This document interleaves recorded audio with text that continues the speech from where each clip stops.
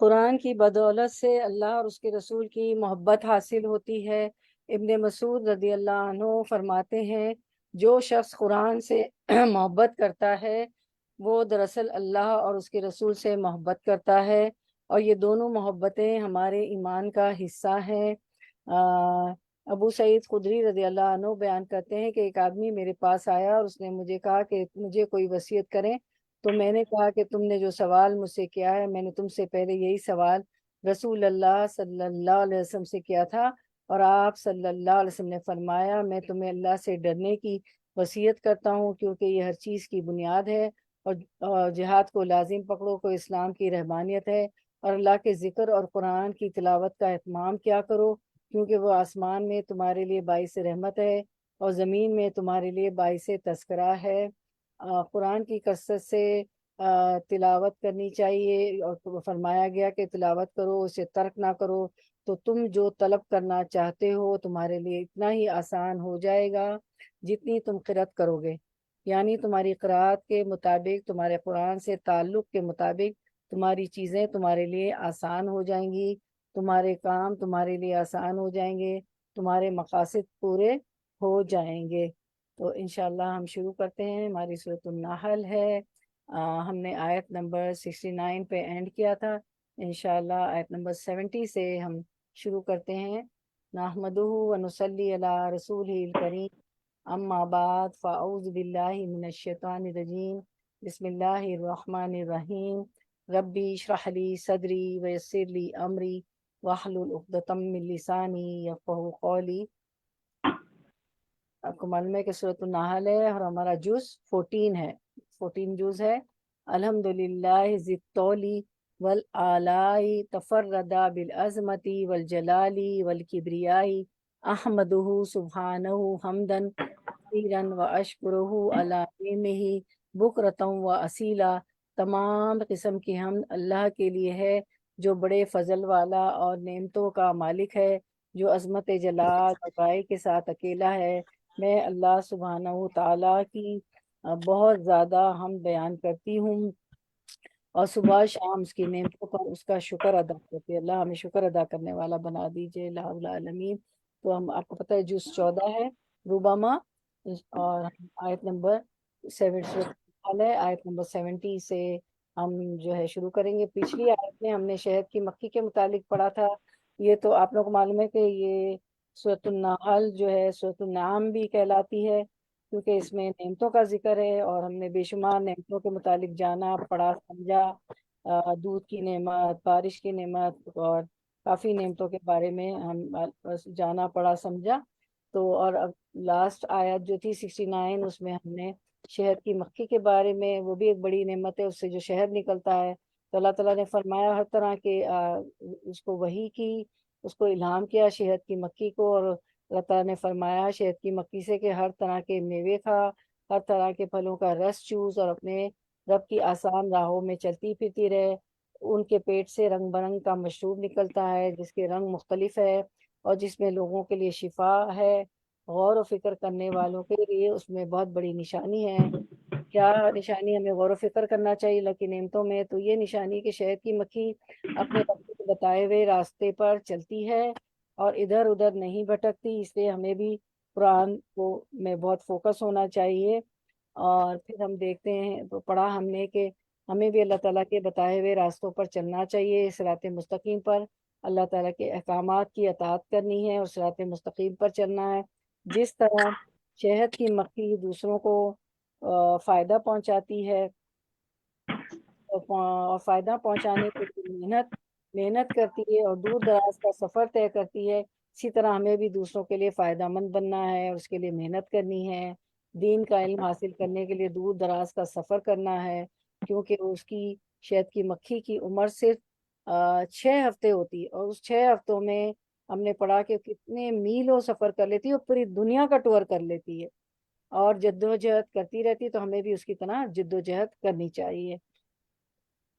تو ہم شروع کرتے ہیں شہد کی مکھی۔ تو ہم نے جانا سمجھا کہ شہد کی مکھی میں ہمارے لیے سبق ہے، مومن کی مثال شہد کی مکھی کی طرح ہے، جس سے فائدہ اٹھائے اس کو نقصان نہیں دیتی، پھلوں کا رس چوستی مگر ان کو نقصان نہیں دیتی۔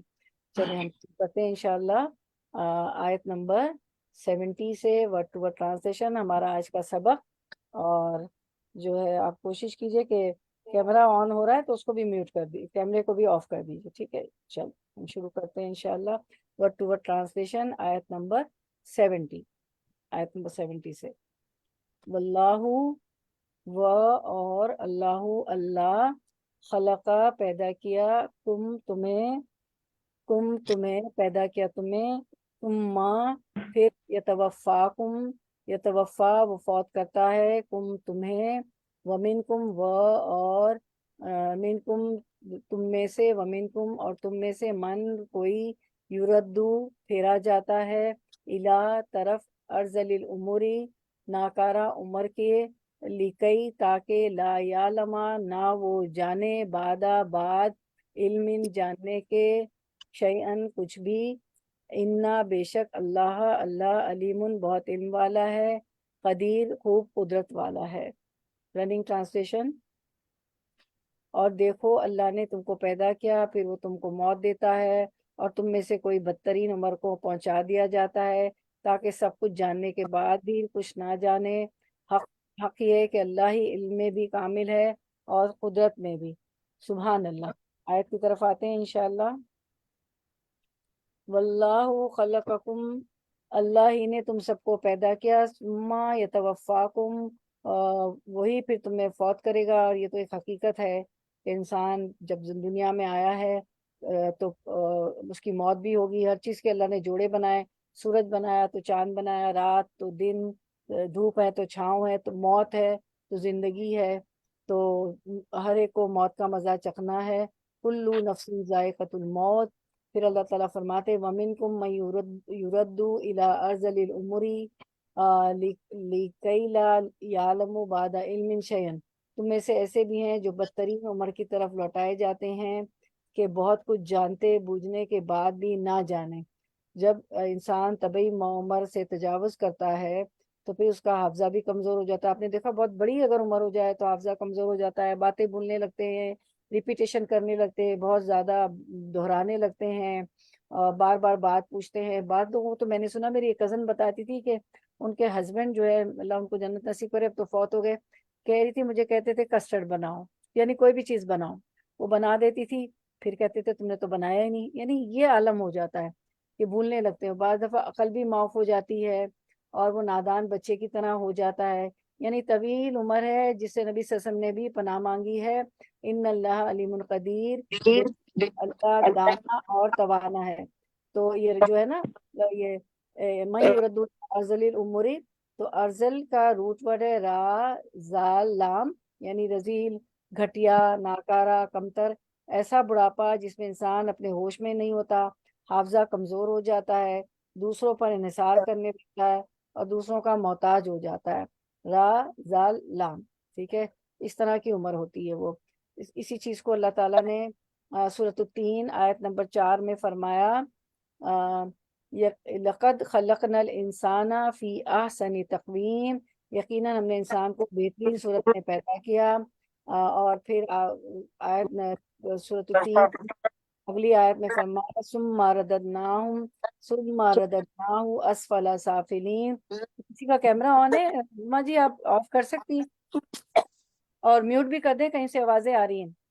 फिर उसे नीचों से नीचा कर दिया, असफला साफलीन बना दिया।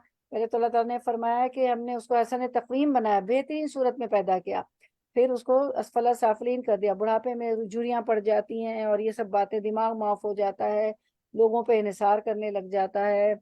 ये इशारा है इंसान की अर्ज़लिल उम्र की तरफ, जिसमें जवानी और कुव्वत के बाद बुढ़ापा और ज़ोफ आ जाता है और अचानक आ जाता है। इंसान को समझ भी नहीं आती कि कैसा बुढ़ा। आप खुद भी देखती होंगी अपने आप में भी, जो मेरी एज की खवातीन हैं इस वक्त जो मौजूद हैं, वो देखें कि क्या थे और हम क्या हैं। और कुव्वत जिस तरह अर्ज़ुल उम्र की तरफ, जिसमें जवानी और कुव्वत के बाद बुढ़ापा और ज़ोफ आ जाता है और इंसान की अकल और जहन बच्चे की तरह हो जाती है। और बाज़ ने इससे किरदार का वो सिफलापन लिया है जिसमें मुब्तला होकर इंसान इंतहाई पस्त हो जाता है, बहुत गया गुजरा हो जाता है। बाज़ ने इससे ज़िल्लत और रुसवाई का वो अज़ाब मुराद लिया है जो जहन्नुम में काफिरों के लिए होगा। असफला साफिलीन को ये भी कहा है कि काफिर भी बहुत ज़्यादा रजील हो जाएंगे, उनको جو ہے عذاب ہوگا۔ گویا انسان اللہ اور رسول کی اطاعت سے انحراف کر کے اپنے حسن تقیم کے بلند رتبے اور ذات سے گرا کر جہنم کے اسفل السافلین میں ڈال دیتے، یہ تو ایک دوسرا معنی۔ اور یہاں جو ہماری آیت تھی اس میں یہ تھا کہ ارذل العمر تک پہنچائے جائیں گے انسان، تو ارذل العمر سے پناہ بھی منگوائی ہے آپ صلی اللہ علیہ وسلم کی نے ہمیں جو ہے۔ پھر اس کے بعد سورۃ الیاسین میں فرمایا 68 وَمَن نُعَمِّرْهُ نُنَكِّسُ فِي الْخَلْقِ أَفَلَا يَعْقِلُونَ، اور جسے ہم بوڑھا کرتے ہیں اسے پیدائشی حالت کی طرف پھر الٹ دیتے ہیں، کیا پھر بھی وہ نہیں سمجھتے؟ یعنی بچہ جو ہوتا ہے وہ پیدائش کے وقت کتنا کمزور ہوتا ہے، کچھ بھی نہیں کر سکتا ہے، ہاتھ بھی نہیں چلا سکتا ہے، ماں کا اور گھر والوں کا محتاج ہوتا ہے، دودھ بھی نہیں پی سکتا ہے، کچھ بھی نہیں کر سکتا ہے۔ تو یہی چیز اس یاسین شریف کی آیت 68 میں فرمائی اللہ تعالیٰ نے کہ ہم جسے ہم برا کرتے ہیں اسے پیدائشی حالت کی طرف پلٹا دیتے ہیں۔ بوڑھا اور بچہ برابر ہوتا ہے نا، تو بالکل بچوں کی طرح ہو جاتے ہیں، یعنی جس کو ہم عمر لمبی دیتے ہیں ان کی پیدائش کو بدل کر برعکس حالت کر دیتے ہیں، یعنی جب وہ بچہ ہوتا ہے تو اس کی نشو و نما رک جاتی ہے اور اس کی عقلی اور بدنی قوتوں میں اضافہ ہوتا رہتا ہے حتیٰ کہ وہ جوانی اور بڑھاپے کو پہنچ جاتا ہے۔ اس کے برعکس اس کے قوائے عقلیہ اور بدنیہ میں ضعف اور گھٹاؤ کا عمل شروع ہو جاتا ہے، جب بڑھاپا آتا ہے تو کمزوری بھی ہونے لگتی ہے، حتیٰ کہ وہ ایک بچے کی طرح بوڑھا آدمی ارذل العمر میں ہو جاتا ہے۔ جو اللہ اس طرح کر سکتا ہے کیا وہ انسانوں کو دوبارہ بھی اٹھا سکتا ہے، اس سے ہمیں سبق ملتا ہے۔ پھر آپ صلی اللہ علیہ وسلم نے کہ ایک مسنون دعا ہے جس میں آپ صلی اللہ علیہ وسلم نے ہمیں یہ دعا سکھائی ہے ارذل العمر سے پناہ مانگنے کی، وہ کیا ہے؟ ہم دعا دیکھ لیتے، اللہم انی اعوذ بک من البخل واعوذ بک من الجبن واعوذ بک من واعوذ بک ان ارد الی ارذل الامور واعوذ بک من فتنۃ الدنیا واعوذ بک من عذاب القبر۔ اے اللہ میں تیری پناہ چاہتا ہوں بخل سے، تیری پناہ چاہتا ہوں بزدلی سے، تیری پناہ چاہتا ہوں اس سے کہ میں بیکار عمر کی طرف لوٹایا جاؤں، ان اردہ الی ارذل الامور، اور میں اس سے پناہ چاہتی ہوں کہ میں بیکار عمر کی طرف لوٹائی جاؤں، تیری پناہ چاہتا ہوں دنیا کی آزمائش سے اور تیری پناہ چاہتا ہوں قبر کے عذاب سے۔ تو صرف اردہ الی ارذل الامور، ارذل العمر سے پناہ نہیں سکھائی، اللہ کے رسول صلی اللہ علیہ وسلم نے کتنی ساری چیزوں سے ایک دعا میں کتنی ساری باتوں سے ہمیں پناہ مانگنا سکھا دیا اللہ کے رسول صلی اللہ علیہ وسلم نے۔ سبحان اللہ، الحمدللہ، آمین یا رب العالمین۔ پھر آیت نمبر 71 کی طرف آتے ہیں انشاءاللہ، ورڈ ٹو ورڈ ٹرانسلیشن، آیت نمبر 71۔ اور یہ آپ لوگ صبح کے فجر کے اذکار میں مجھے معلوم ہے سب لوگ پڑھتے ہیں اس دعا کو، آپ لوگ کرتی ہیں اذکار تو پڑھتی ہیں نا؟ تو اب آیت number 71 word to word translation. اچھا اب یہ ہمارا Q&A ہے، اس کو دیکھ لیتے ہیں کہ العمر سے کیا مراد ہے؟ جواب ارذل العمر، ارذل العمر میں را زال لام جو ہے وہ روٹ ورڈ ہے، یعنی رذیل، گھٹیا، ناکارہ عمر، کمتر، ایسا بڑھاپا جس میں انسان اپنے ہوش میں نہیں ہوتا، حافظہ کمزور ہو جاتا ہے، دوسروں پر انحصار کرنے لگتا ہے اور دوسروں کا محتاج ہو جاتا ہے۔ اللہ تعالیٰ ہمیں بچائے۔ ہم نے یہ دعا مانگ لی جو اللہ کے رسول صلی اللہ علیہ وسلم نے ہمیں سکھائی۔ اب آیت number 71 word to word translation کی طرف آتے ہیں انشاءاللہ۔ ورڈ ٹو ورڈ ٹرانسلیشن، واللہ اور اللہ نے فضلہ فضیلت دی، بعدکم بعد تمہارے کو، بعدکم تمہارے کو، اللہ بعدن بعد پر میوٹ کر لیجئے پیاری بہنوں اپنے آپ کو، عظمیٰ جی ذرا دیکھ لیجئے، اللہ بعدن بعد پر، پھر رزق میں، فما تو نہیں، الذین وہ لوگ جو فضلو فضیلت دیے گئے، برادی لوٹانے والے، رزق اپنا اللہ اوپر، ماں ان کے جو ملکت مالک ہوئے، ایمان دائیں ہاتھ ان کے، فہم تو وہ فیہی اس میں، سواؤن یکساں برابر ہوں، اف بنعمتی کیا پھر بنعمتی نعمت کا، اف بنعمتی کیا پھر نعمت کا، اللہ کی یجحدون وہ انکار کرتے ہیں۔ رننگ ٹرانسلیشن کی طرف آتے ہیں انشاءاللہ 71۔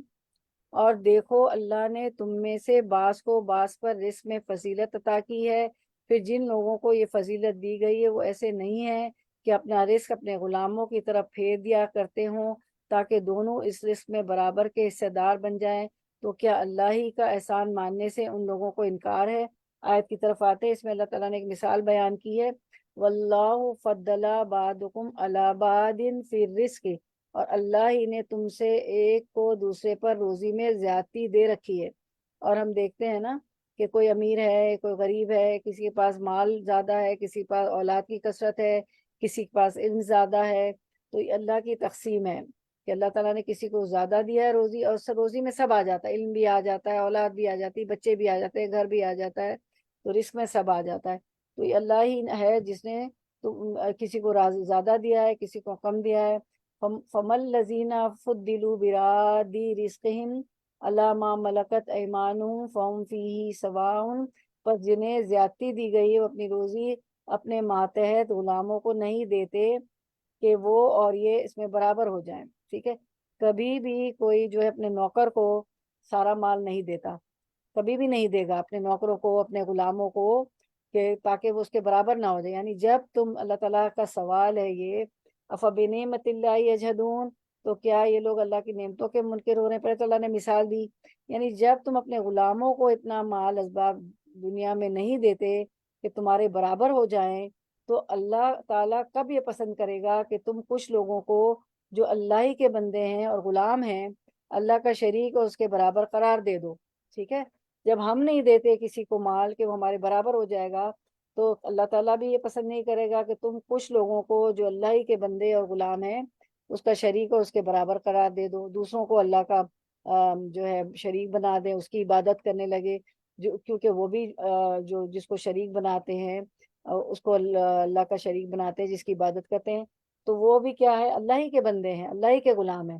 تو اس آیت سے یہ بھی معلوم ہوا کہ معاشی لحاظ سے، اکنامیکلی، انسانوں میں جو فرق پایا جاتا ہے وہ اللہ کے بنائے ہوئے فطری نظام کے مطابق ہے، جسے جبری قوانین کے ذریعے ختم نہیں کیا جا سکتا، کہ اشتراکی نظام میں ہے۔ یعنی معاشی مساوات، اکنامیکل جو ہے، جو مساوات ہوتی، برابری ہوتی ہے، یعنی معاشی مساوات کی غیر فطری کوشش کی بجائے ہر کسی کو معاشی میدان میں کسب معاش کے لیے مساوی طور پر دوڑ دھوپ کے مواقع میسر ہونے چاہیے۔ اور اب آپ دیکھتے ہیں کہ سب لوگ جو ہے روزی کمانے نکلتے ہیں، اور ابن آدم کے لیے تو روایت میں آتا ہے کہ اللہ نے لکھ دیا ہے کہ محنت کرنے کے لیے، کسب معاش کے لیے، معاش روزی حاصل کرنے کے لیے کیا کرنا پڑے گا؟ محنت کرنی پڑے گی، بغیر محنت کے نہیں ملے گی۔ اور جو ہے کسب معاش کے لیے کیا ہے کہ ایکوالٹی ہونی چاہیے، مساوت ہونی چاہیے، مساوی طور پر دوڑ دھوپ کے مواقع میسر ہونے چاہیے۔ پھر اللہ تعالیٰ فرماتے ہیں کہ جب تم اپنے غلاموں کو اتنا مال وزاب نہیں دیتے کہ وہ تو تمہارے برابر ہو جائے، تو پھر تمہاری عقلوں کو کیا ہو گیا ہے کہ جن کو اللہ نے ہی بنایا ہے، جو اللہ ہی کے بندے ہیں، اللہ ہی کے غلام ہیں، اس کو اللہ کا شریک ٹھہراتے ہو اور اس کو اللہ کے برابر قرار دیتے ہو۔ افبنعمت اللہ یجحدون، تو کیا یہ لوگ اللہ کی نعمتوں کے منکر ہو رہے ہیں کہ اللہ کے دیے مال میں سے غیر اللہ کے لیے نظر نیاز نکالتے ہیں؟ مال اللہ کا دیا ہوا ہے تو اللہ کے نام پہ نکالنا چاہیے، تو وہ کیا کرتے ہیں؟ غیر اللہ کے نام کے نظر نیاز نکالتے، جن کی وہ عبادت کرتے، جن کو وہ شریک ٹھہراتے ہیں، اور یوں یہ کفران نعمت کرتے ہیں۔ تو اللہ تعالیٰ نے کتنی اچھی مثال دی، مثال سے اللہ تعالیٰ نے سمجھایا کہ ایسا نہیں ہونا چاہیے۔ تو پھر آگے ہم دیکھتے ہیں۔ اچھا، اب یہ آپ کا Q&A ہے کہ بتائیں، پہلے آپ لوگ بتائیں اس مثال سے کیا بات سمجھ میں آتی جو اللہ تعالیٰ نے اس میں مثال دی ہے، آیت نمبر 71 میں۔ آیت کو دیکھیے گا اور بتائیے کیا بات سمجھ آئی۔ میں نے ایکسپلین بھی کی ابھی آپ کو۔ یہی کہ کسی بھی حال میں شرک نہیں کرنا چاہیے۔ جی بالکل بالکل، ہاں بالکل، ہاں۔ چلے ہم دیکھ لیتے Q&A۔ اور جی بولیں بولیں، جی بولیں۔ اپنے جیسے انسانوں کی مدد کرنی چاہیے اپنے مال میں سے۔ جی بالکل، نہ اللہ یہ کہ وہ اس کی جس کی پوجا کرتے تھے اس کو نظر و نیاز مانتے تھے۔ چڑھاوے نہ چڑھائیں گے۔ ہاں بالکل۔ بارک اللہ فی اس مثال سے یہ بات سمجھ میں آتی ہے کہ اس مثال میں شرک کی تردید ہے کہ شرک نہیں کرنا۔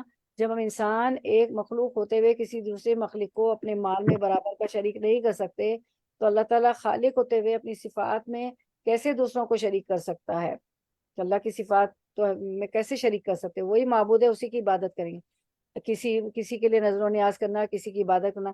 انسان اللہ کی دی ہوئی نعمتوں میں دوسروں کا اس کا شریک بنا کر شرک کرتا ہے، تو اس شرک نہیں کرنی چاہیے اللہ کے ساتھ. اور وہ روایت بھی ہے نا کہ اللہ تعالیٰ نے فرمایا کہ میرا بندہ زمین اور آسمان کے برابر گناہ لے کر مجھے ملے گا، اور اس نے اگر معافی مانگ لی گناہوں کی اور شرک نہ کیا ہوگا تو میں اس کو معاف کر دوں گا.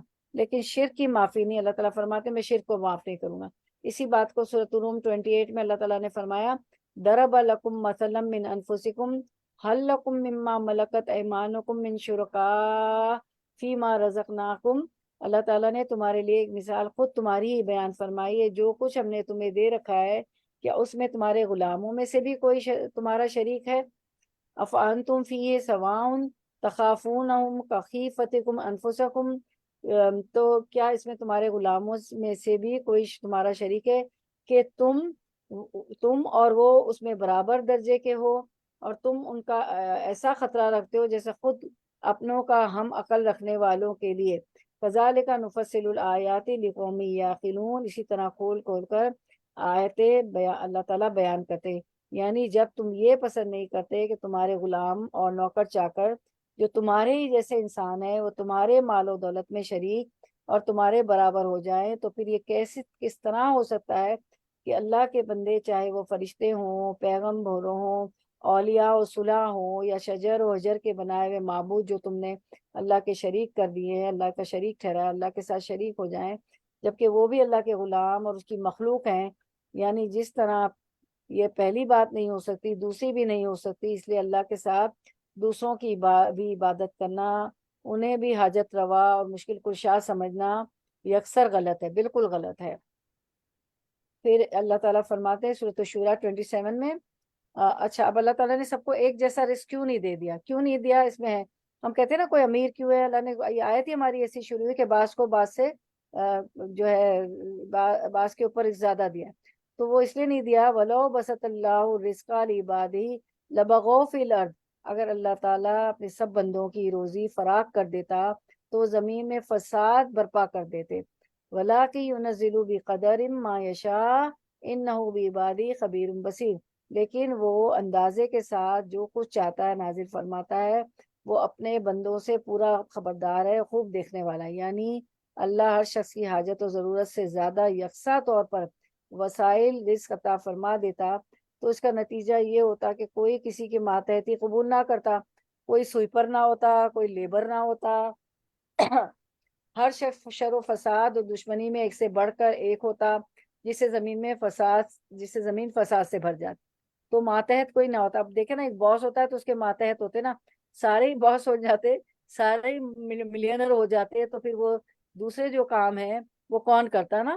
جیسے ہمارے ڈسٹنگ ہے، موپنگ کے لیے ہم ماسیا رکھتے ہیں، مزدور جو ہے بیچارہ اس کے پاس کم مال ہوتا ہے تو وہ پڑھا لکھا بھی، علم بھی کم ہوتا ہے نا، جس میں سب آ جاتا ہے. تو علم کم ہوتا ہے، کسی کے پاس مال کم ہوتا ہے، تو وہ علم نہیں ہوتا اتنا کہ دفتروں میں کام کرے، وائٹ کلر جاب کرے، تو وہ بیچارہ جو ہے سیمنٹ کے بجری کے کام کرتا ہے، کنسٹرکشن کرتا ہے، اس طرح کے کام کرتا ہے. اور اس کے اوپر ایک پڑھا لکھا انجینئر ہوتا ہے، آرکیٹیکٹ ہوتا ہے، وہ اس کو گائیڈ کر رہتا ہوتا ہے.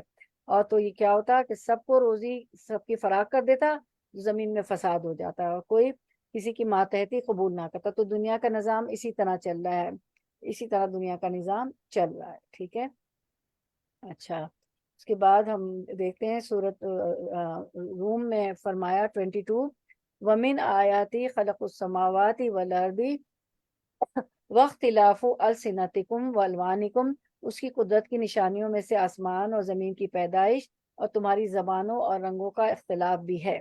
اِنَّ فِي ذَلِكَ لَآيَاتٍ لِلْعَالَمِينَ. دانش مندوں کے لیے اس میں یقیناً بڑی نشانی ہے. تو اللہ تعالیٰ نے زبان بھی مختلف دی ہیں اور رنگ بھی مختلف پیدا کیے ہیں، تو بعض کو بعض سے مختلف بنایا. اس طرح روزی بھی مختلف دی، کسی کو زیادہ کسی کو کم، کسی کو علم، بہت سی نعمتیں، کسی کو زیادہ کسی کو کم.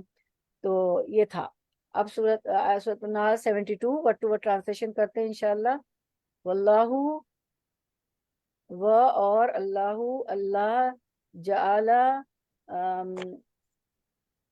72 کریں گے نا، نحل 72 نحل 72 واللہ اور اللہ نے جعلا بنایا لکم لیے کم تمہارے لیے من انفسکم من سے انفسکم تمہارے نفسوں.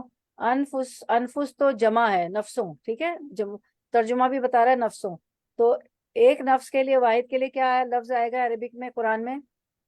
نفس جی ہاں نفس نفس. نفس جی ہاں نفس. جی بارک اللہ فیک. نفس ازواجن بیویوں کو, زوج سے زائے واو جیم.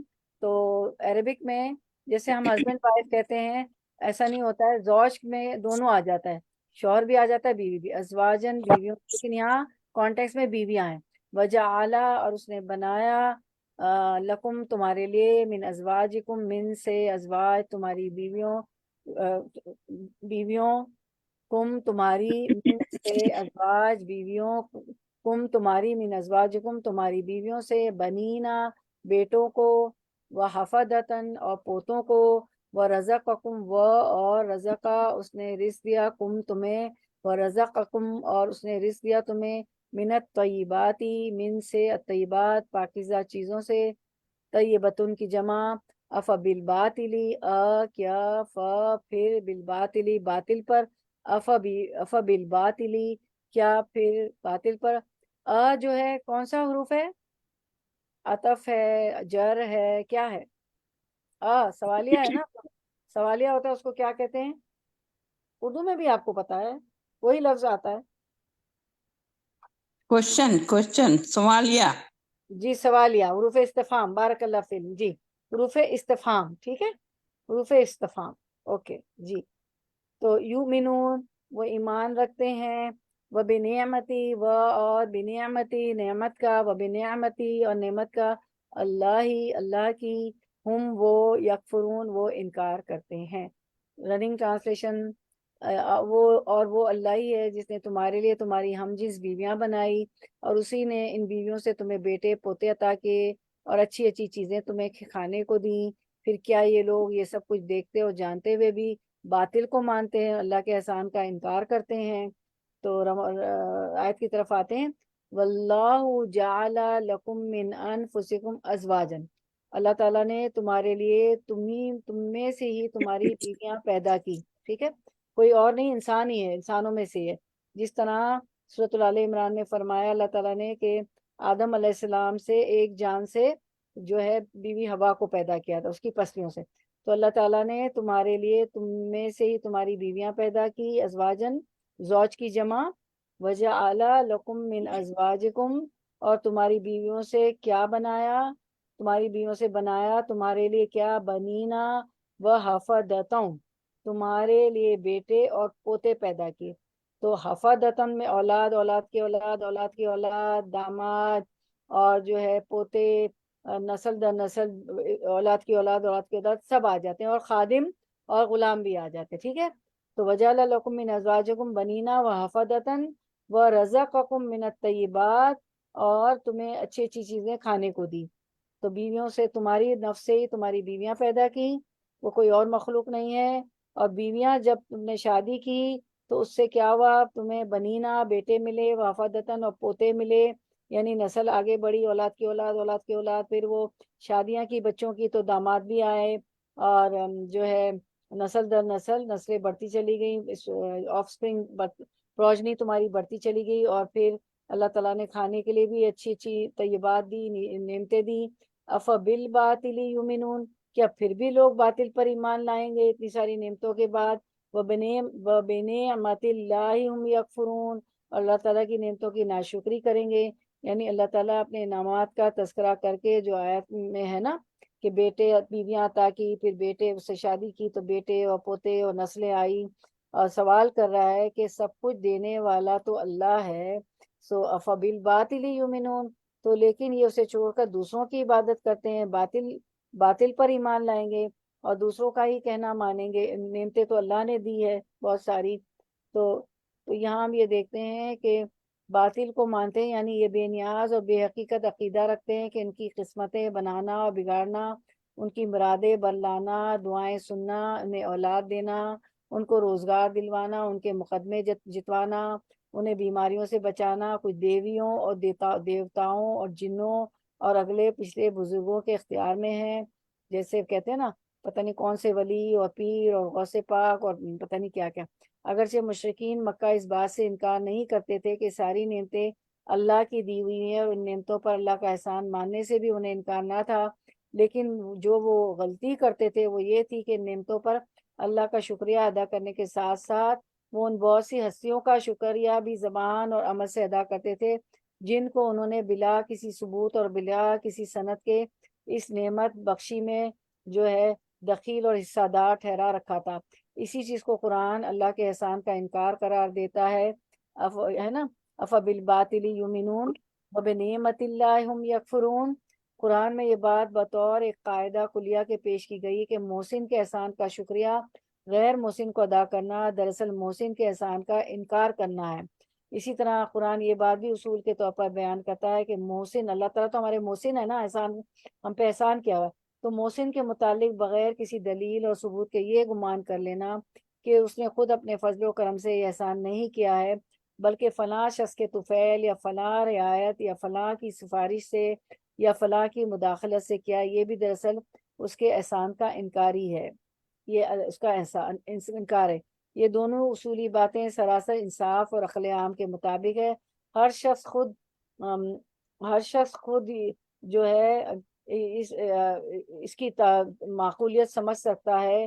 فرض کیجئے کہ آپ ایک حاجت مند آدمی پر رحم کھا کر اس کی مدد کرتے ہیں اور وہ اسی وقت اٹھ کر آپ کے سامنے ایک دوسرے آدمی کا شکریہ ادا کر دیتا ہے جس کا اس امداد میں کوئی دخل نہ تھا، تو آپ چاہے اپنی فراخی دل کی بنا پر اس کی بےہودگی کو نظر انداز کر دیں اور آئندہ بھی اپنی امداد کا سلسلہ جاری رکھیں، مگر آپ کے دل میں ضرور آپ کے دل میں محسوس ہوگا کہ یہ ایک نہایت بدتمیز اور احسان فراموش آدمی ہے۔ پھر اگر دریافت کرنے پر آپ کو معلوم ہو کہ اس شخص نے یہ حرکت اس خیال کی بنا پر کی تھی کہ آپ نے اس کی جو کچھ بھی مدد کی ہے وہ اپنی نیک دلی اور فیاضی کی وجہ سے نہیں بلکہ اس دوسرے شخص کی خاطر کی ہے، درحالانکہ یہ واقعہ نہیں تھا، تو آپ لا محالہ اسے اپنی توہین سمجھیں گے۔ اس کی اس بیہودہ تعویذ کا صریح مطلب آپ کے نزدیک یہ ہوگا کہ وہ آپ سے سخت بدگمان ہے اور آپ کے متعلق یہ رائے رکھتا ہے کہ آپ کوئی رحیم اور شفیق انسان نہیں ہے بلکہ محض ایک دوست نواز اور ہیں چند لگے بندے دوستوں کے توسط سے کوئی آئے تو آپ اس کی مدد ان دوستوں کی خاطر کر دیتے ہیں، ورنہ آپ کے ہاتھ سے کسی کو کچھ فیض حاصل نہیں ہو سکتا۔ تو یہ بات تو اللہ تعالیٰ کے ساتھ نہیں نا، تو انسانوں کے ساتھ ہوتی ہے۔ اس نے تو اتنی نعمتیں دی ہیں، وہ تو خالق ہے، مالک ہے، تو وہی عبادت کے لائق بھی ہے۔ تو اپنے بندوں پر اپنا ایک اور احسان اللہ تعالیٰ جتاتے ہیں کہ انہی کے ہم شکل ہم وضع عورتیں ہم نے ان کے لیے پیدا کی، اور اگر جنس کوئی اور ہوتی تو دلی میل جول محبت و مودت قائم نہ رہتی، رحمتم و مودت قائم نہ ہوتی، لیکن اپنی رحمت سے اللہ تعالیٰ نے اپنی رحمت سے اس نے مرد عورت ہم جنس بنائے، پھر اس جوڑے سے نسل بڑھائی، اولاد پھیلائی، لڑکے ہوئے، لڑکوں کے لڑکے ہوئے، حفدتن کے ایک معنی تو یہی پوتے کے ہیں، دوسرے معنی خادم اور مددگار کے ہیں، پس لڑکے اور پوتے بھی ایک طرح خدمت گزار ہوتے ہیں، اور عرب میں یہ دستور بھی تھا۔ حضرت ابن عباس فرماتے ہیں کہ انسان کی بیوی کی سابقہ گھر کی اولاد اس کی نہیں ہوتی۔ حفدتن اس شخص کو بھی کہتے ہیں جو کسی کے سامنے اس کے لیے کام کاج کرے، یہ معنی بھی کیے گئے ہیں، اور اس سے مراد دامادی رشتہ بھی ہے، داماد بھی حفدتن میں آ جاتا ہے، اور دامادی رشتہ داری بھی ہے اس سے مراد، اور اس کے معنی کے تحت یہ سب داخل ہیں۔ چنانچہ قنوت نازلہ میں بھی ہم پڑھتے ہیں نا، وَإِلَيْكَ نَسَا، ہماری صحیح کوشش اور خدمت اے اللہ تیرے ہی لیے، اور یہ ظاہر ہے کہ اولاد سے غلام سسرال والوں سے خدمت حاصل ہوتی ہے اور ان سب کے پاس سے نعمت الہی ہمیں ملتی ہے۔ ہاں، جن کے نزدیک حفدہ کا تعلق ازواجن سے، ان کے نزدیک مراد اولاد اور اولاد کی اولاد اور اولاد کی اولاد، داماد اور بیوی کی اولاد ہے۔ بس یہ سب اسی شخص کی حفاظت میں، اس کی گود میں، اس کی خدمت میں ہوتے ہیں، اور ممکن ہے کہ یہ مطلب سامنے رکھ کر حضرت صلی اللہ علیہ وسلم نے فرمایا کہ اولاد تیری غلام ہے، ابو داؤد کی حدیث ہے، اور جنہوں نے حفدہ سے مراد خادم لیا ہے ان کے نزدیک یہ معطوف ہے اللہ کا فرمان ہے، واللہ جعل لکم من انفسکم ازواجا، یعنی اللہ تعالیٰ نے تمہاری بیویوں اور اولاد کو خادم بنا دیا ہے اور تمہیں کھانے پینے کی بہترین ذائقے دار چیزیں عنایت فرمائی ہیں، وَرَزَقَكُم مِّنَ الطَّيِّبَاتِ، تو تمہیں کھانے پینے کی بہترین ذائقے دار چیزیں عنایت فرمائی، پس باطل پر یقین رکھ کر اللہ کی نعمتوں کی ناشکری نہ کرنی چاہیے۔ فبالباطل یؤمنون، رب کی نعمتوں پر پردہ ڈال دیا اور ان کی دوسروں کی طرف نسبت کر دی۔ حدیث میں آتا ہے قیامت کے دن اللہ تبارک و تعالیٰ اپنے بندوں کو اپنے احسان جتاتے ہوئے فرمائے گا، کیا میں نے تجھے بیوی نہیں دی تھی، میں نے تجھے ذی عزت نہیں بنایا تھا، میں نے گھوڑوں اور اونٹوں کو تیرے تابع نہیں کیا تھا، اور میں نے تجھے سرداری میں آرام میں نہیں چھوڑا تھا۔ پھر افبالباطل یؤمنون، کیا پھر باطل پر ایمان رکھتے ہو، اور وبنعمت اللہ ہم یکفرون، اور میری نعمت کا انکار کرتے ہو۔ اب پھر اب ہم آیت نمبر 73 کر لیتے ہیں، word to word translation. 73 word to word translation. اور یعبدونا، وہ عبادت کرتے ہیں، من دونی، سوائے اللہ کے، ماں ان کی جو لا یملکو، لا نہیں، یملکو مالک ہوئے، لہم لیے، ہم ان کے لیے، رزق من السماواتی۔ اب یہ رزقن کیا ہے؟ اسم ہے، فعل ہے، ورب ہے، کیا ہے؟ رزقن اسم، فعل، ورب؟ اسم ہے، اسم ہے، اس میں کیسے پتا چلا؟ کثرتن، کثرت ہے، سوری فتتن، فتحتین، جی بارک اللہ فیک، دو ماشاء اللہ، زبر، جی دو زبر، جی بالکل، بارک اللہ فیک۔ من السماواتی، آسمانوں میں، سماوات تو آسمانوں بتا رہا ہے نا، آپ کا ترجمہ بتا رہا ہے کہ پلورل ہے، تو سنگولر کیا ہے اس کا؟ سما، سما، سما، جی السما، جی السما، جی والارض۔ اچھا تو اب یہ جو ہے ال آ گیا نا، السما ال، تو یہ کامن ناؤن ہے، پراپر ناؤن ہے، معرفہ ہے، نکرہ ہے؟ proper noun. معرفہ، پراپر، اس میں معرفہ، بارک اللہ فیک، معرفہ، جی بارک اللہ فیک۔ والارض، اور زمین میں، شیئن کچھ بھی، ولا اور نہ، یستطیعون وہ استطاعت رکھتے ہیں۔ Running translation 73۔ اور اللہ کو چھوڑ کر ان کو پوچھتے ہیں جن کے ہاتھ میں نہ آسمانوں سے انہیں کچھ بھی رزق دیتا ہے، نہ زمین سے، اور نہ یہ کام وہ کر ہی سکتے ہیں۔ آیت کی طرف آتے ہیں، وَيَعْبُدُونَ مِن دُونِ اللَّهِ مَا لَا يَمْلِكُ لَهُمْ رِزْقًا مِنَ السَّمَاوَاتِ وَالْأَرْضِ شَيْئًا، اور وہ اللہ تعالیٰ کے سوا ان کی عبادت کرتے ہیں جو آسمانوں اور زمین سے انہیں کچھ بھی تو روزی نہیں دے سکتے، کچھ نہیں کر سکتے۔ آسمان سے تو اللہ تعالیٰ بارش برساتے ہیں، اللہ ہی سب کرتے ہیں نا، پھر وہ زمین بھپک اٹھتی ہے، پھر اس سے کھیت کھلیان اگتے ہیں اور اس سے روزی فراہم کرتے ہیں اللہ تعالیٰ، لیکن یہ تو کچھ بھی نہیں کر سکتے، جن کی یہ عبادت کرتے ہیں وہ تو کچھ نہیں کر سکتے، وہ اللہ تعالیٰ کے سوا ان کی عبادت کرتے ہیں، وہ تو آسمان و زمین سے انہیں کچھ بھی نہیں دے سکتے، روزی نہیں دے سکتے، ولا یستطیعون، اور نہ وہ اس کی قدرت رکھتے ہیں کہ وہ کر سکتے ہیں۔ یعنی اللہ کو چھوڑ کر عبادت بھی ایسے لوگوں کی کرتے ہیں جن کے پاس کسی چیز کا اختیار ہی نہیں، وہ کچھ بھی نہیں کر سکتے۔ تو اب آیت نمبر 74 پہ آتے ہیں انشاءاللہ۔ آیت 74 ورڈ ٹو ورڈ ٹرانسلیشن۔ آیت 74 ورڈ ٹو ورڈ ٹرانسلیشن۔ فلا، پس، لا، نہ، تدربو، تم ادربو بیان کرو، تدربو تم بیان کرو، للہ اللہ کے لیے، الامثالہ مثالیں، انا بے شک، اللہ، مثل ان کی جمع امثال، مثل انا بے شک اللہ یعلم جانتا ہے، وانتم اور تم، لا تعلمون لا نہیں، تم علمون جانتے، لا تعلمون نہیں تم جانتے۔ Running translation 74۔ پس اللہ کے لیے مثالیں نہ گھڑو، اللہ جانتا ہے تم نہیں جانتے۔ آیت کی طرف آتے ہیں، فلا تضربوا للہ الامثال، پس اللہ کے لیے مثالیں مت بناؤ، جس طرح مشرکین مثال دیتے ہیں کہ بادشاہ سے ملنا ہو یا سے کوئی کام ہو تو کوئی براہ راست بادشاہ سے نہیں مل سکتا، ڈائریکٹ بادشاہ کے پاس نہیں جاتا، پہلے اسے بادشاہ کے مقربین سے رابطہ کرنا پڑتا ہے، بادشاہ کے جو قریب ہوتے ہیں اس سے رابطہ کرنا پڑتا ہے، جیسے کوئی منسٹر ہو گیا، کوئی سیکرٹری ہو گیا، تب کہیں جا کر بادشاہ تک اس کی رسائی ہوتی ہے۔ آج کی دنیا میں بھی یہی ہوتا ہے نا، ہمیں اپوائنٹمنٹس لینے پڑتے ہیں کسی منسٹر، کسی پریزیڈنٹ کے سیکرٹری سے، یا کسی سے جو اس کے قریب ہوتا ہے، اسی طرح اللہ کی ذات بھی بہت اعلیٰ اور اونچی ہے، اس تک پہنچنے کے لیے ہم معبودوں کو ذریعہ بناتے ہیں۔ یہ لوگ یہی کہتے تھے نا کہ اللہ کے پاس پہنچنے کے لیے ہم اس سے معبودوں کو پوچھتے ہیں کہ ہم ان کو معبود، اللہ تک پہنچنے کے لیے معبودوں کو ذریعہ بناتے ہیں، یا ہم کوئی بزرگوں کا جو قبروں میں مدفون ہیں جو بزرگ ہیں ان کو وسیلہ پکڑتے ہیں۔ اللہ تعالیٰ فرماتے ہیں تم اللہ کو اپنے آپ پر قیاس مت نہ کرو، اپنے اللہ کو اپنے آپ پر قیاس مت کرو، نہ اس کی کسی قسم کی مثال دو۔ وَلَهُ الْمَثَلُ الْأَعْلَى، مثل العلیٰ، اللہ تو بہت اعلیٰ ہے، اس لیے کہ وہ تو واحد ہے، اس کی کوئی مثال ہی نہیں ہے۔ لَيْسَ كَمِثْلِهِ شَيْءٌ، اس کے جیسا تو کوئی ہے ہی نہیں۔ پھر بادشاہ نہ تو عالم الغیب ہے، نہ حاضر اور ناظر ہے، نہ سمیع و بصیر ہے۔ اللہ تو عالم الغیب ہے، حاضر ہے، ناظر ہے، سمیع ہے، بصیر ہے، کہ وہ بغیر کسی ذریعے کے رعایا کے حالات و ضروریات سے آگاہ ہو جائے۔ تو جو ہے بادشاہ تو نہ عالم الغیب ہے، نہ حاضر ہے، نہ ناظر ہے، نہ سمیع و بصیر ہے، کہ وہ بغیر کسی ذریعے کے رعایا کے حالات و ضروریات سے آگاہ ہو جائے، جبکہ اللہ تعالیٰ تو ظاہر، باطن، حاضر، غائب ہر چیز کا علم رکھتا ہے۔ رات کی تاریکیوں میں ہونے والے کاموں کو بھی دیکھتا ہے، ہر ایک کی فریاد سننے پر بھی قادر ہے۔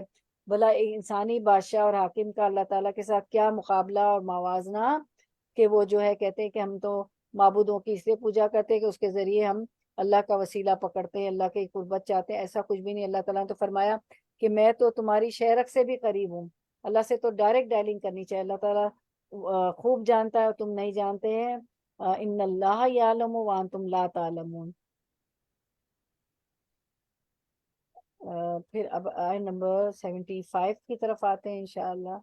اچھا نہیں، 74 میں اللہ کے لیے مثالیں نہ کرو، یعنی اللہ کی دنیاوی بادشاہوں، راجوں اور مہاراجوں پر قیاس نہ کرو، جس طرح کوئی ان کے مصائبوں، مقرب بارگاہ ملازموں کے توسط کے بغیر ان تک اپنی عرض و معروض نہیں پہنچا سکتا۔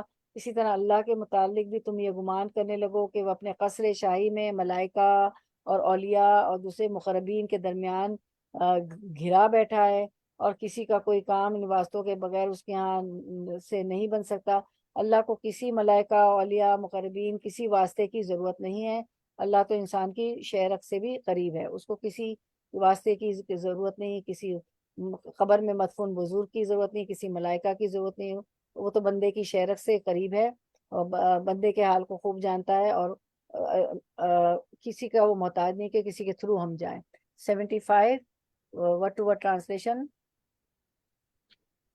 دربا بیان کی، اللہ نے مثلا مثال، عبدن ایک غلام کی، مملوکن مملوکی، لا یقدرو نہیں وہ قدرت رکھتا، علی شیئن کسی چیز پر، ومن اور اس کی جو رزقناہو رزق دیا، نہ ہم نے ہو اسے، رزقناہو رزق دیا ہم نے اسے، من سے نہ اپنی منا اپنی طرف سے، رزق حسنن اچھا، تو ہوا وہ، یونفقو وہ خرچ کرتا ہے، منہ اس میں سے، سرن پوشیدہ، و جہرن اور اعلانیہ، حل کیا، یستونا وہ برابر ہو سکتے ہیں، الحمد سب تعریف، للہ اللہ کے لیے ہے، بلکہ اکثرهم اکثر ان کے، لا یعلمون لا نہیں، یعلمون وہ علم رکھتے۔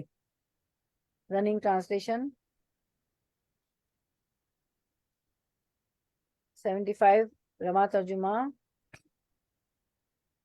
اور اللہ تعالیٰ ایک مثال بیان کرتا ہے کہ ایک غلام ہے دوسرے کی ملکیت کا جو کسی بات کا اختیار نہیں رکھتا، اور ایک اور شخص ہے جسے ہم نے اپنے پاس سے معقول روزی دے رکھی ہے، جس میں سے چھپے کھلے خرچ کرتا ہے، کیا یہ سب برابر ہو سکتے ہیں؟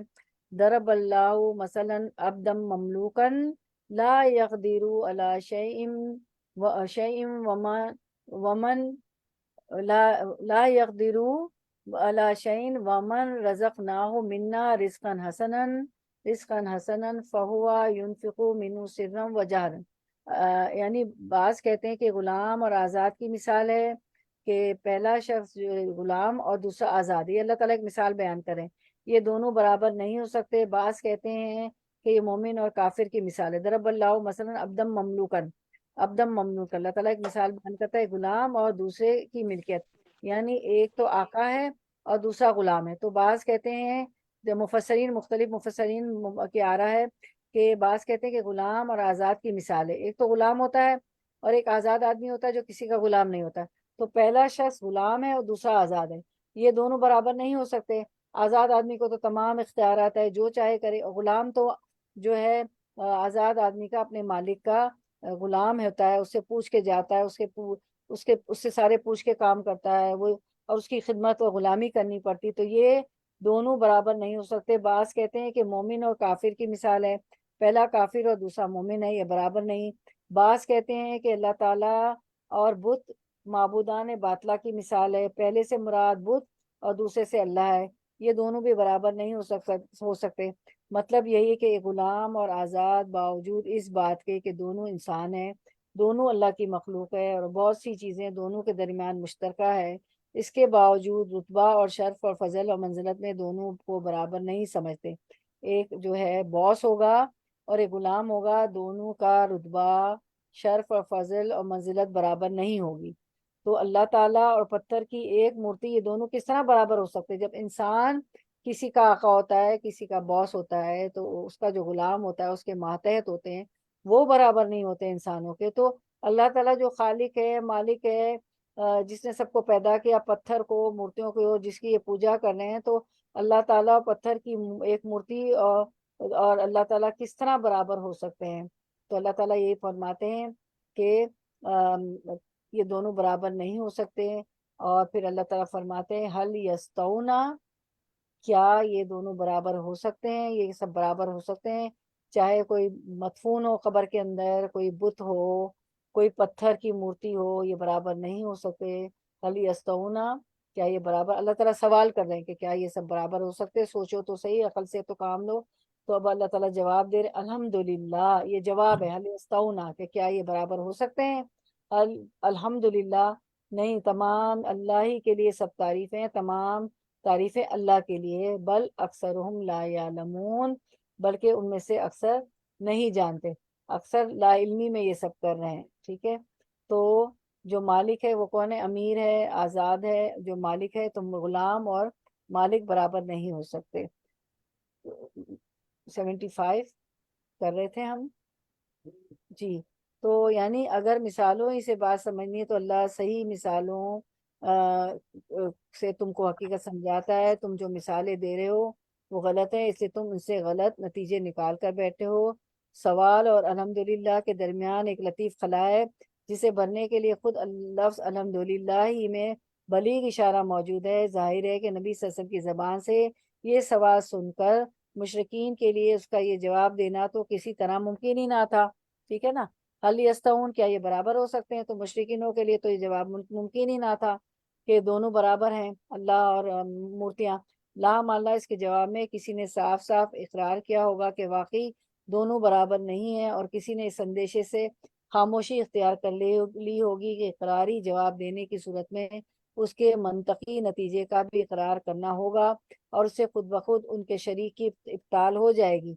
کیونکہ اگر وہ جو ہے افرمیٹو میں جواب دیتے ہیں کہ ہاں ایسا ہی ہے، تو کیا ہوگا؟ جن کی وہ پوجا کر رہے ہیں تو ان کے شریکوں کی جو باطل، جو سارے شریک جو ہیں وہ تو باطل ہے نا، تو خود بخود ان کے شرک کا ابطال ہو جائے گا کہ باطل ہے. لہٰذا نبی صلی اللہ علیہ وسلم نے دونوں کا جواب پا کر فرمایا الحمدللہ. اقرار کرنے والوں کے اقرار پر بھی الحمدللہ، اور خاموش رہ جانے والوں کی خاموشی پر الحمدللہ. پہلی صورت میں اس کے معنی یہ ہوئے کہ خدا کا شکر ہے، اتنی بات تو تمہاری سمجھ میں آئی.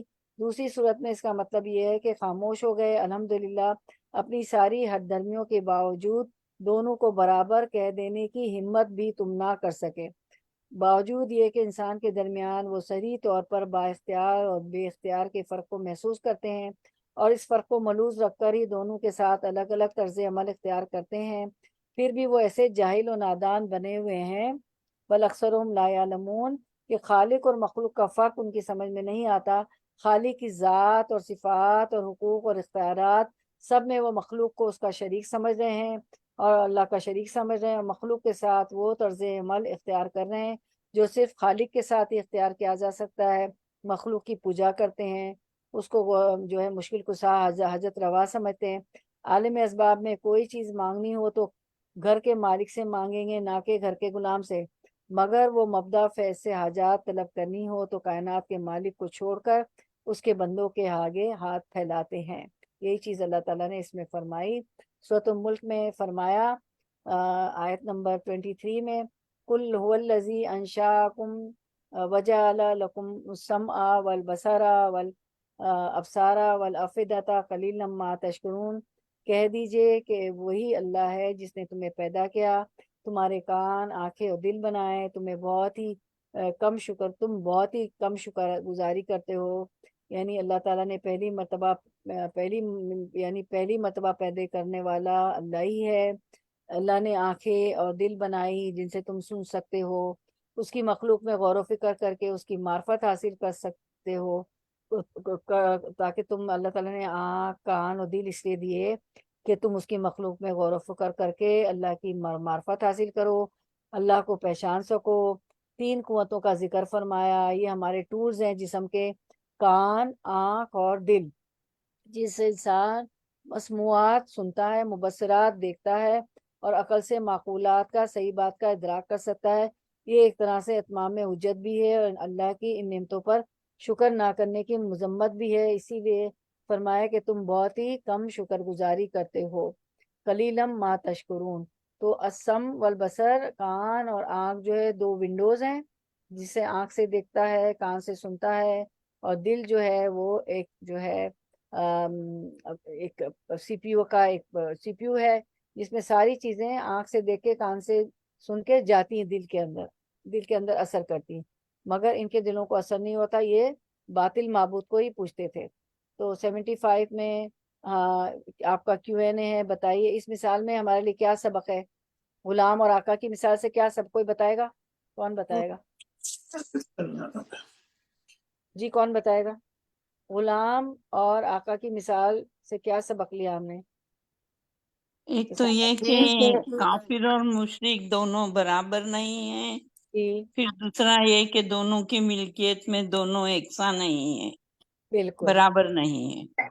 جی جی، بارک اور اللہ۔ اللہ تعالیٰ سے ڈائریکٹ انسان مانگتا ہے، جو بھی جی ہدایت مانگنی ہے تو جی اس کے لیے کسی انسان کا یا کسی بھی دوسری چیز کا وسیلہ نہیں بنانا چاہیے، جی کیونکہ اللہ یہ نہیں سوچنا چاہیے کہ اس سے کہیں گے تو یہ اللہ سے ہمیں مانگ کے دے گا، جی نہیں، وہ تو پھر اللہ تو سب کچھ کر سکتا ہے نا، اس کو کسی کی وسیلے کی ضرورت تو نہیں ہے نا۔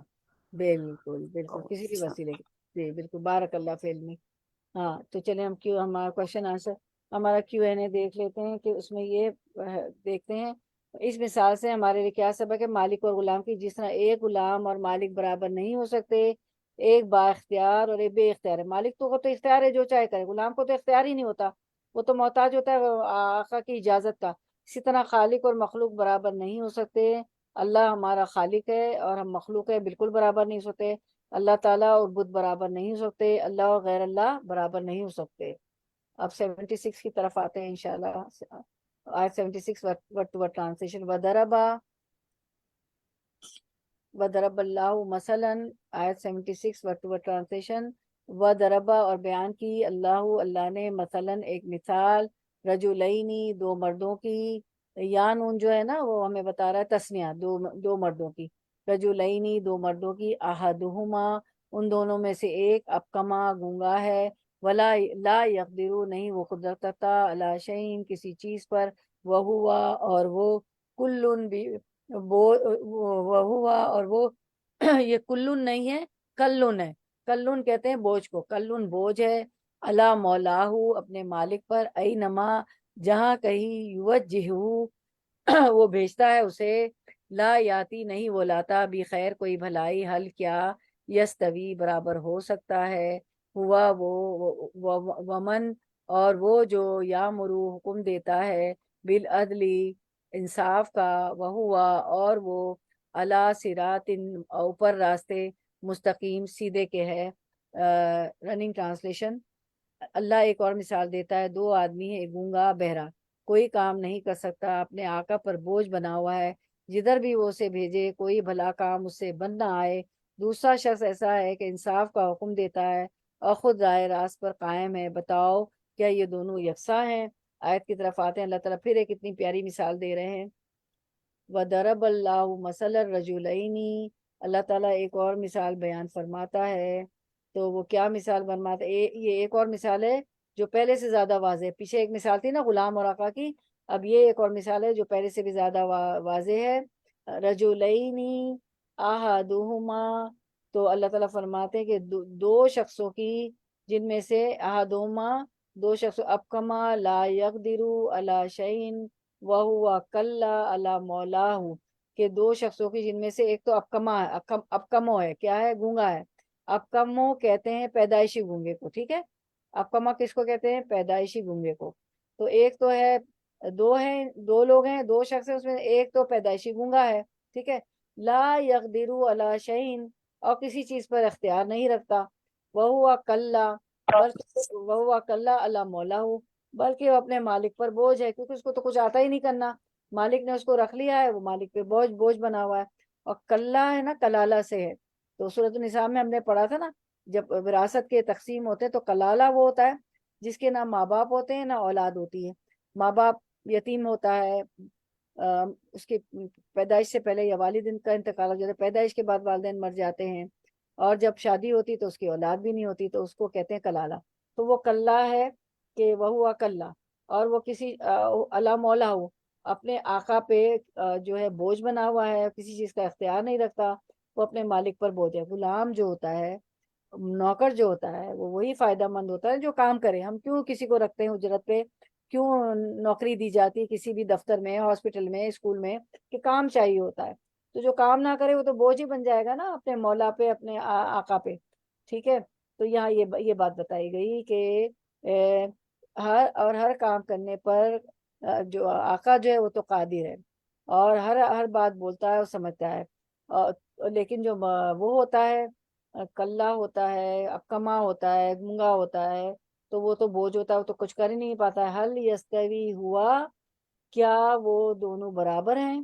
برابر ہو سکتے ہیں؟ وَمَن یَأْمُرُ بِالْعَدْلِ وَهُوَ عَلَىٰ صِرَاطٍ مُسْتَقِیمٍ، اور یہ جو کلا ہوتا ہے، اسے کہیں بھی بھیجو، اسے بھیج دو، کوئی بھلائی نہیں لاتا، ٹھیک ہے؟ اَيْنَمَا يُوَجِّهُ لَا يَأْتِي بِخَيْرٍ، اس کو کہیں بھی بھیج دیا جائے کوئی بھلائی نہیں لاتا، کوئی خیر کا کام نہیں لاتا، کچھ کر ہی نہیں سکتا۔ تو اور کیا یہ اور وہ جو عدل کا حکم دیتا ہے، تو جو عدل کا حکم دیتا ہے، وَمَن یَأْمُرُ بِالْعَدْلِ وَهُوَ عَلَىٰ صِرَاطٍ مُسْتَقِیمٍ، اور ہے بھی سیدھی راہ پر برابر ہو سکتے ہیں۔ تو جو اکما نہیں ہے، گونگا نہیں ہے، جو اپنے مالک پہ بوجھ نہیں ہے، وہ عدل کا حکم بھی دیتا ہے، ہر کام کرنے پر قادر ہے، اور کیونکہ ہر بات بولتا ہے اور سمجھتا ہے، گونگا نہیں ہے، اور ہے بھی سیدھی راہ پر، یعنی دین اور سیرت پر سوال، اس کی سیرت بھی اچھی ہے، وہ صراط مستقیم پر بھی ہے، یعنی کمی بیشی سے پاک ہے۔ تو جس طرح یہ ایک گونگا اور ایک جو ہے کلا جو مالک پر بوجھ ہے، جس کو کچھ آتا ہی نہیں کرنے، جو کر ہی نہیں پاتا ہے، اور ایک جو ہے سب کچھ کر پا رہا ہے، تو جس طرح یہ دونوں برابر نہیں، اسی طرح اللہ تعالیٰ اور وہ چیزیں جن کو لوگ اللہ کا شریک ٹھہراتے ہیں برابر نہیں ہو سکتے۔ پتھر ہو، بت ہو، 360 بت جو خانہ کعبہ میں رکھے ہوئے تھے، سورج کی پجاری، چاند کے پجاری جو بھی ہیں، وہ آگ کے پجاری، مجوسی، تو جو اللہ کی مخلوق ہے وہ برابر نہیں ہو سکتے، اللہ اور اس کی مخلوق۔ اللہ تعالیٰ مثالوں سے سمجھا رہے ہیں، یعنی پہلی مثال میں اللہ اور بناوٹی معبودوں کے فرق کو صرف اختیار اور بے اختیاری کے اعتبار سے نمایاں کیا گیا تھا۔ اب اس دوسری مثال میں وہی فرق اور زیادہ کھول کر صفات کے لحاظ سے بیان کیا گیا ہے۔ مطلب یہ کہ اللہ اور ان بناوٹی معبودوں کے درمیان فرق صرف اتنا ہی نہیں کہ ایک با اختیار مالک ہے، جو چاہے کرے، اور دوسرا بے اختیار غلام ہے، وہ کچھ بھی نہیں کر سکتا، بلکہ مزید برآں یہ فرق بھی ہے کہ یہ غلام نہ تمہاری پکار سنتا ہے، نہ اس کا جواب دے سکتا ہے، کیونکہ وہ تو گونگا ہے۔ جب گونگا ہے، نہ کوئی کام با اختیار خود کر سکتا ہے، اس کی اپنی زندگی کا سارا انحصار اس کے آقا کی ذات پر ہے، اور اگر آقا کوئی کام اس پر چھوڑ دے تو وہ کچھ بھی نہیں بنا سکتا، بخلاف اس کے کہ آقا کا حال یہ کہ صرف ناطق ہی نہیں، ناطق کہتے ہیں بولنے والے کو، بلکہ ناطق حکیم ہے، دنیا کو عدل کا حکم دیتا ہے، اور صرف فاعل مختار ہی نہیں، فاعل برحق ہے، جو کچھ کرتا ہے راستی اور صحت کے ساتھ کرتا ہے۔ بتاؤ یہ کون سی دانائی کہ تم ایسے آقا اور ایسے غلام کو اللہ کو کے ساتھ یکساں سمجھ رہے ہو اور اس کا شریک ٹھہراتے ہو. تو اب ہم Q&A دیکھ لیتے ہیں انشاءاللہ, اس پہ ہم اینڈ کرتے ہیں, ٹائم بھی ہمارا ہو گیا. آیت نمبر 76, اس مثال سے اللہ تعالیٰ لوگوں کو کیا سمجھا رہے ہیں. تو ہم نے ساری شرک کی تردید پڑھی. سورۃ القمر کی آیت ہے, اس میں بتایا اللہ تعالیٰ نے نہیں 76 میں ہم Q&A دیکھ لیتے ہیں. اس مثال سے اللہ تعالیٰ لوگوں کو کیا سمجھا رہے ہیں. جس طرح ایک گونگا شخص اور ایک بولنے والا برابر نہیں ہو سکتا, اسی طرح ایک رسول جو لوگوں کو اچھی باتیں بتاتے ہوں, نیکی کا حکم دیتے ہوں, وہ اور کافر برابر نہیں ہو سکتے. اس طرح اللہ تعالیٰ اور بت برابر نہیں ہو سکتے. اچھا, مجھے ایک سوال ہے میرا کہ جو یہ تو گونگے کی مثال تھی نا کہ وہ گونگا ہے, ٹھیک ہے, جو گونگا ہے, تو جو گونگا ہوتا ہے وہ بول کیوں نہیں سکتا؟ کسی کو پتا ہے یہ ریزن؟ ہاں جی, وہ سن نہیں سکتا نا, اس کو سن نہیں سکتا, سنائی تو نہیں اس لیے دیتا, اس اس کو لیے بولنا بھی بول نہیں نہیں آتا. سکتا. جی, تو اس میں سن سب آ نہیں گیا, سکتا, یعنی سمجھتا ہی نہیں ہے. جی, قرآن کی فساد اور بلاغت دیکھے اللہ نے صرف اکما کا, جب اس نے بالکل صحیح بار کا, جب اس نے سنا ہی نہیں تو اس کو بولنا نہیں آیا, ٹھیک ہے, تو وہ کسی قابل ہی نہیں. تو اللہ تعالیٰ کتنا شرک کی اللہ تعالیٰ نے اتنی مثالیں دی, اس کے باوجود بھی وہ مان کے نہیں دیے. ہٹ درمی کا جو تھا, حد تھی ان کی ضد کی, انات کی, بغض کی, ہٹ درمی کی, کہ وہ مان کے نہیں دیتے تھے. یعنی آپ دیکھیں کہ اللہ تعالیٰ نے سمجھانے کے لیے کتنا کچھ کیا. اللہ تعالیٰ تو اتنے رحیم ہے, شفیق ہے کہ اللہ تعالیٰ کسی کو سزا نہیں دینا چاہتے. اللہ تعالیٰ چاہتے سب صراط مستقیم پہ چالے, سب جنت میں جائے. جب حجت تمام ہو گئی, پھر تمام انبیاء کی قوم پہ عذاب بھی آئے, اور جو ہے کوئی یہ نہیں کہے گا جہنم میں جانے والا کہ اللہ مجھے تو پتہ ہی نہیں تھا. حجت تمام ہو گئی کہ یہ راستہ جنت کی طرف لے جا رہا ہے, یہ راستہ دوزخ کی طرف لے جاتا ہے. اللہ خالق ہے, مالک ہے, مدبر ہے, اس کی مان کے چلنا ہے. چلیں یہیں پہ ہم اینڈ کرتے ہیں انشاءاللہ. آگے ہم کنٹینیو کریں گے انشاءاللہ وینسڈے کو انشاءاللہ.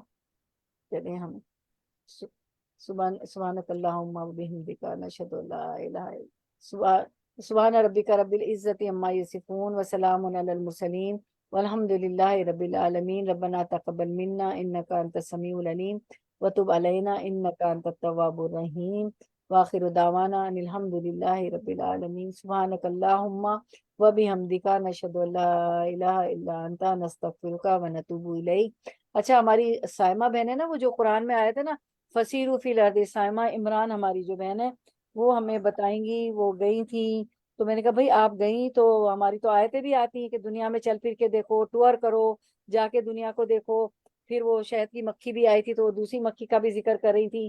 تو ہمیں تو چل پھر کے کر کے دنیا میں گھوم پھر کے بھی انسان آیت کونی میں غور و فکر کرتا ہے اور سیکھتا ہے, اور قرآن پڑھ کے پھر تبدیلی آ جاتی. چلیں سائمہ جی, آپ بتائیں کہ آپ نے کیا کیا دیکھا اپنی اس ٹرپ پہ, کچھ بتانا چاہیں گی, ہمیں بتائیں.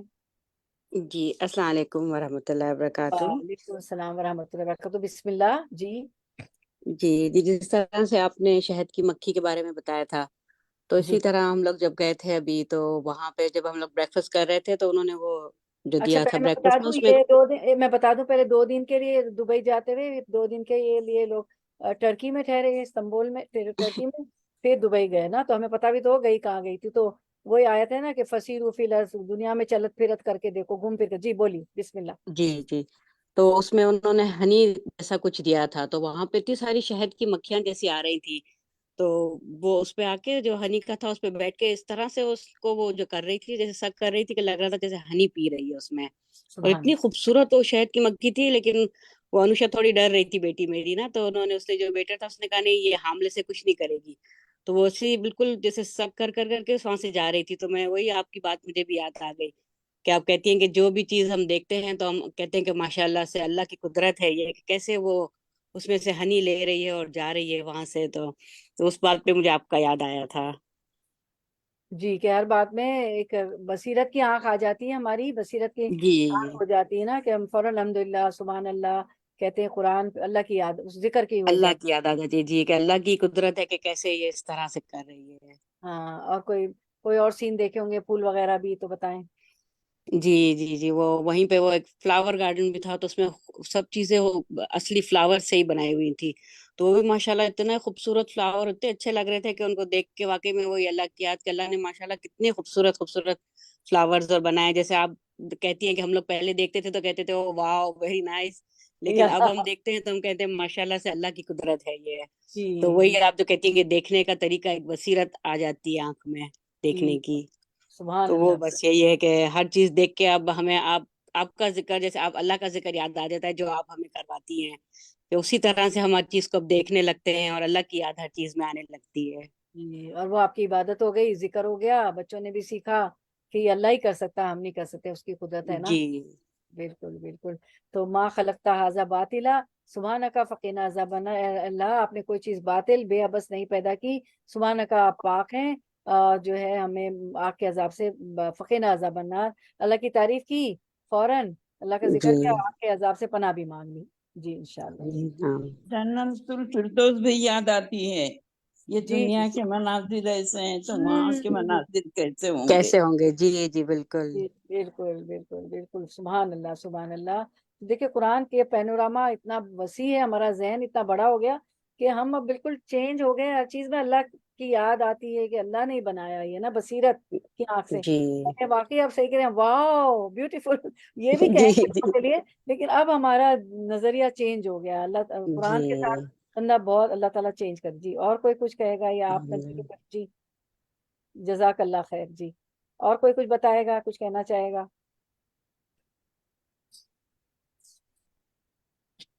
جی بولیں, بات رکھیں اپنی. اللہ کی قدرت کی نشانیاں ہی پڑھنے. سورۃ النعم ہے نا یہ, نعمتوں والی.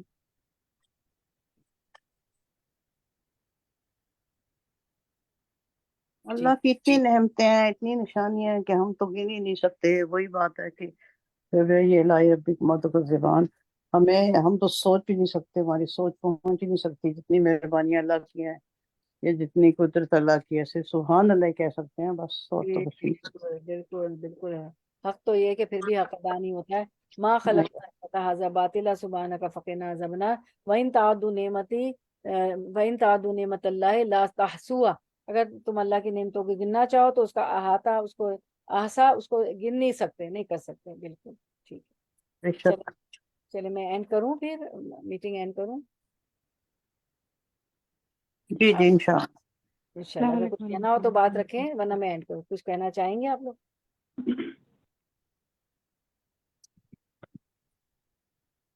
چلے ٹھیک ہے, میں اینڈ کروں.